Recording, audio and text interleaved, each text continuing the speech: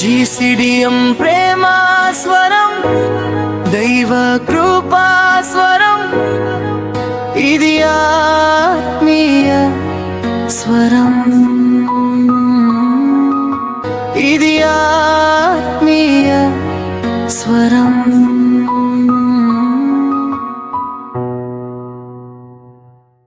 మన స్నేహితులారా, మీకందరికీ శుభములు, శుభోదయం.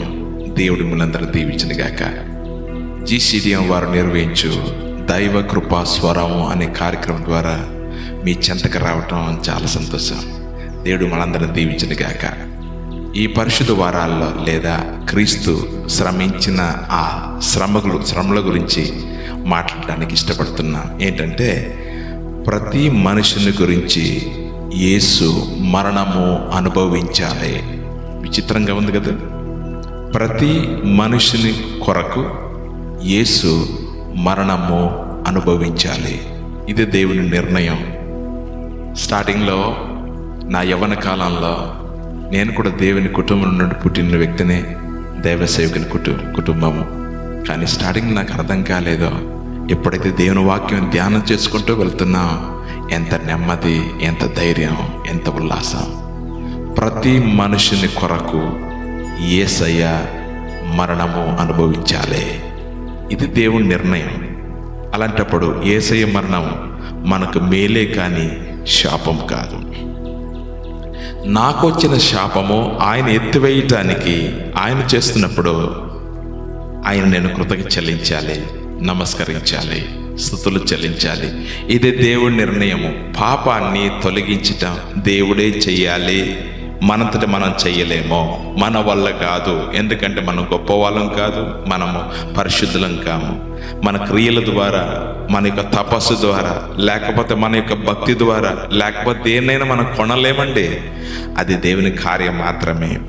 అందుకే అపోస్తలుడైన పౌలు గారు హెబ్రీలకు రాసిన పత్రికలో 1వ అధ్యాయంలో 2వ అధ్యాయంలో చాలా చక్కని విషయాలు రాశారు. ఇక్కడ 1వ అధ్యాయం 3-4 వచనాల్లో ఏమంటాడంటే, యేసు దేవుని మహిమ, యేసు దేవుని తత్వము, యేసు దేవుని యొక్క పోలిక అంటూ తన మహత్తు గల మాట చేత సమస్తమును నిర్వహించుచు పాపముల విషయములో శుద్ధీకరణము తానే చెయ్యాలి. అందుకే దేవదూతల కంటే తక్కువగా చేయబడింది. దేవుడు మనుషుల పోలికలో వచ్చాడు. మనుషుల కంటే ఆయన దాసునిగా, ఆయన రిక్తునిగా చేసుకున్నాడు. ఎందుకంటే పాపము చాలా భయంకరమైనది.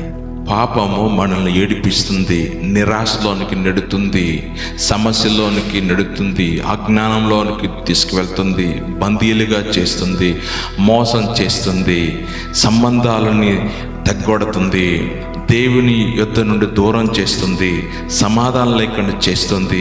ఇది కనబడినటువంటి వైరస్, కనబడినటువంటి బలహీనత. ఇది ఆత్మ సంబంధమైనది. దీన్ని మనము ఏ మిషన్ ద్వారా మనం కనుగోలేము. ఇది దేవుని ఆజ్ఞ మీరినందుకు వచ్చిన నష్టము ఇంతంత కాదు. అది మనం పూడ్చలేము, కానీ అది యేసు క్రీస్తు రక్తం ద్వారా అది పూడ్చబడుతుంది, బాగు చేయబడుతుంది. ఓనరే రిపేర్ చేయాలి, యజమానుడే దాన్ని బాగు చేయాలి. కానీ ఇది సువార్త, ఇది సువార్త. ఈ సువార్త విని మనం నిర్లక్ష్యం చేయకూడదు. ఎందుకంటే యేసు ఇంత శ్రమలు పొందిన తర్వాత, దైవ కుమారుడు, సర్వం సృజించిన వాడు, పరిశుద్ధుడు, ఆయన మన కొరకు ఇంత శ్రమలు పొందిన తర్వాత ఈ శ్రమలను చులకనగా మనం తీసివేయరాదు. ఇది దేవుని కార్యము. దేవుని కార్యాన్ని అపహాస్యం చేయకూడదు. ఇది దేవుడు మన మీద ఉన్న ప్రేమ చేత ఈ కార్యం చేశాడు. 2వ అధ్యాయంలో ఇలా వ్రాయబడింది 3వ వచనంలో, ఇంత గొప్ప రక్షణను మనము నిర్లక్ష్యము చేసిన యెడల ఎలాగో తప్పించుకుందుము. అట్టి రక్షణ ప్రభువు బోధించుట చేత ఆరంభమై, దేవుడు తన చిత్తానుసారముగా సూచక్రియల చేతను, మహత్కార్యముల చేతను, నానా విధముల అద్భుతముల చేతను, వివిధములైన పరిశుద్ధాత్మ వరములను అనుగ్రహించిన చేతను. అప్పుడు మనకు అర్థమవుతుంది. కనుక దైవ కృప వలన, గమనించండి, యేసుక్రీస్తు మరణము దైవ కృప, దేవుని చిత్తము, దేవుని కనికరము, దేవుని కృపాదానము. గమనించండి, మరి దేవుని యేసు ప్రభుకు మరణము నా కృపాదానమైనప్పుడు దేవునికి స్తోత్రం చెల్లిస్తున్నాను. 2వ అధ్యాయం హెబ్రీయులకు రాసిన పత్రిక 2వ అధ్యాయం 9వ వచనంలో, దేవుని కృప వలన ఆయన ప్రతి మనుష్యుని కొరకు మరణం అనుభవించినట్లు దూతల కంటే కొంచెము తక్కువ వాడుగా చేయబడిన యేసు మరణము పొందినందున మహిమా ప్రభావములతో కిరీటము ధరించిన వానిగా ఆయనను చూచుచున్నాము. ఆయన తిరిగి లేచాడు కదా.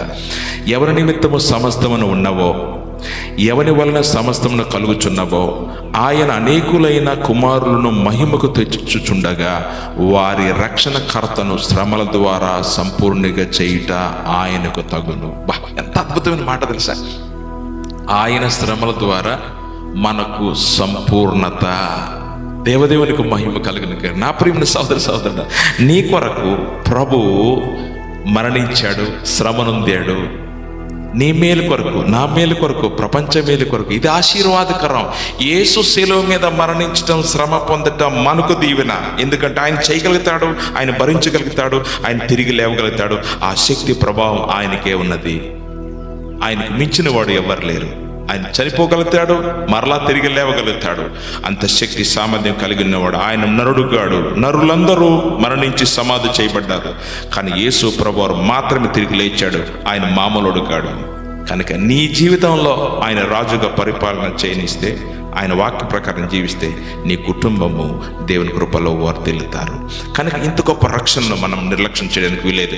యేసుక్రీస్తు మరణం ద్వారా ఇంకోటి ఏం జరిగిందంటే, మరణము యొక్క బలము గల వానిని సాతానుడు, అనగా అపవాదిని మరణము ద్వారా నశింపజేయుటకును జీవితకాలమంతయు మరణ భయము చేత దాస్యమునకు లోబడిన వారిని విడిపించుటకును ఆయన కూడా రక్త మాంసములో పాలివాడాయను. యేసుక్రీస్తు వారు రక్త మాంసం కలిగి మానవుడిగా ఎందుకు వచ్చాడు అని అంటే, ఆయన ఇక్కడ ఎంజాయ్ చేసుకోవడానికి రాలేదు, ఇల్లు కట్టుకోవడానికి రాలేదు, మేడ మీద కట్టుకోవడానికి రాలేదు, రాజుగా ఆయన దర్జా మీద సింహాసనం కూర్చోడానికి రాలేదు, కానీ పాపము తీసివేయడానికి వచ్చాడు. ఆయనే ప్రభువు అయిన యేసుక్రీస్తు.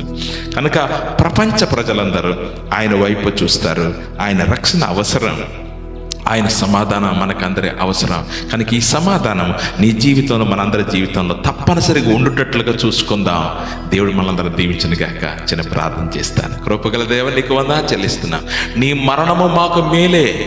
నీ యొక్క మరణము మాకు స్వాస్థ్యం, పరలోక స్వాస్థ్యం, పాప క్షమాపణ, అలాగే మరణ భయం నుండి విడుదల, ఆ అపవాది నుండి విడుదల. దేవానికి స్తోత్రాలు చెల్లిస్తున్నాం. నీ మరణము నాకు గొప్ప ధైర్యాన్ని కలిగించింది, క్షమాపణ కలిగించింది. మహిమ నీకే కలుగును గాక. యేసు నామమున ప్రార్థన చేస్తున్నాము తండ్రి. ఆమేన్. May God bless you all.